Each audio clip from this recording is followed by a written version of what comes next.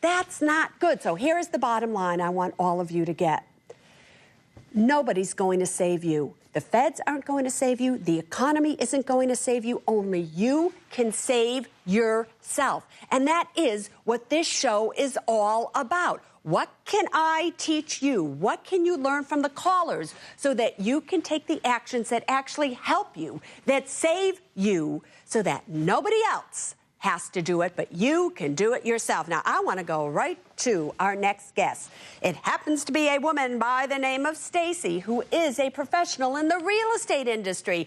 And she's coming to us tonight from LA, and I hear that you are in a predicament, that the economy, the real estate market has gotten to you, my dear Stacy, even though you are a real estate professional. Is that true? Definitely. I've been in the real estate industry for approximately 10 years now. Last year, I made approximately right at around $136,000. This year, I will be lucky if I hit the $40,000 mark. The change in market has caused such a damaging effect on my family, my income. I've lost a rental due to foreclosure. It's been very, very, very tough.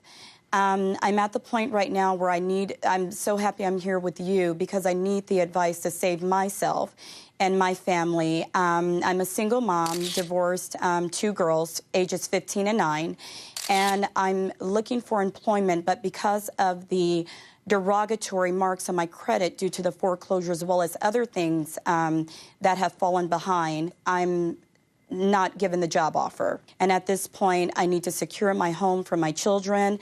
I don't know whether to roll into bankruptcy, which is something that I've never, ever wanted to do or considered. But I honestly do not know what to do. I've depleted my savings, 401k, everything at this point. You know, what can I tell you? I mean, it's the good news that you're not alone, that there are many people like that. That's not good news. That's actually news that's really heartbreaking.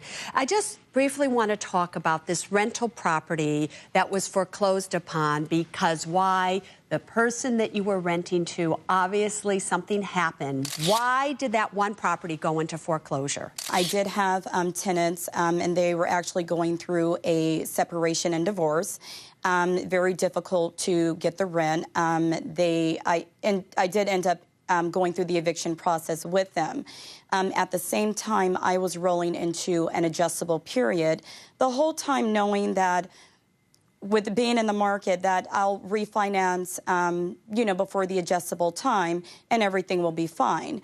Not anticipating that the property will be $40,000 upside down before the adjustable period. Right. And that's so exactly what took place. You bought a home because if we can make anything good out of the bad that's happened to you, if we could just use you as an example to everybody else, because forever, Stace, I've been saying to people, if you buy a rental, you have got to look at it like a business. So if we can just talk about this for a second, where you need working capital.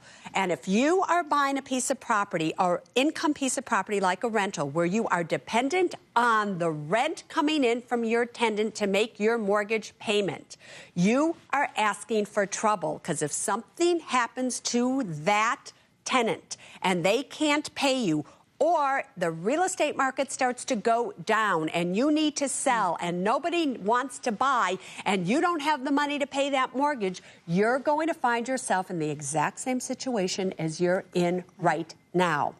So everybody watching you and me tonight, please, if you're going to take advantage of some of these tremendous drops in the real estate market for rental income, if you don't have at least 1 year worth of working capital to get you by with no income coming in, don't do it. Don't do it. Don't you dare do it. All right. That's our business for everybody else. Now let's get to what you need to do. The home that you currently have, how much is the mortgage on that home every single month? I actually have a first, second, and a third due to a pool that I had put in last year. My first, I have a pay option arm. Yeah. And the minimum payment, I know, the minimum payment on my option arm is $1,707 per month. The second mortgage is what, a home equity line of credit?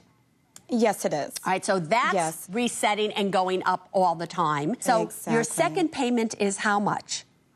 $600 per month. And the third payment, which, did I hear this correctly? You took out another home equity line of credit to put in a pool?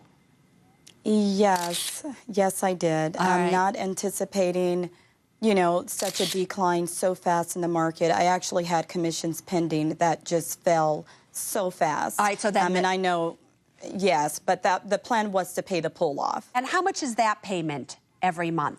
$420 per month. All right, so we're looking at, before property taxes, before anything else, about $3,000 a month for you. Is that correct? Just to keep this home? Yes. Are rentals that you could rent right now cheaper than what you're paying for mortgage, property tax, and everything else? Of course. They are. All right. How much is your house currently worth? My house is currently worth $550,000. With no equity in it whatsoever, is that correct? No, not at all. I owe right now approximately $600,000. $600,000. So we're only $50,000 right now underwater. However, it's increasing all the time because you don't have the money to spend the $3,000, $4,000 a month on that and keep your two daughters, feeding them and everything else, correct? Exactly. All right, here's what I want you to do, and I don't say it lightly. You're not going to like what I'm about to say. But in this particular situation, you either need to try to do a short sale back to the bank. And for all of you who don't know what that means, it's you find a buyer, you sell it for what you can. The bank agrees that the money that you owe them, you're short, but they'll settle. If you can't, you are ultimately already bankrupt, my dear Stacy, aren't you? Yes. You are, I know. And so legally what you want to do is you want to stop the debt from growing and growing and growing. So if you can't sell this property or find a job very quickly that pays you more, and I don't think you're going to at this particular point in time, do you? Well, you know, that's the goal and that's my focus. I haven't looked at selling the home as an option at this point. I'm determined to secure employment so that I'm able to save my house for myself and my children. The problem here is I'm asking you not to do that because you're attached to this thing, and a home is not a whole. A home is something that has a foundation that you build on. Because the way you are paying your bills, what you owe is increasing every month. The real estate market, in my opinion, is not going to be good for another year or two. Please listen to me. There are other homes you can do this again. I would start over where I can afford to live somewhere for right now for $40,000 a year, and I would just go with it from there, even if that means I have to move out of the Los Angeles area. So please remember my one line and one line only. A home is not a hole.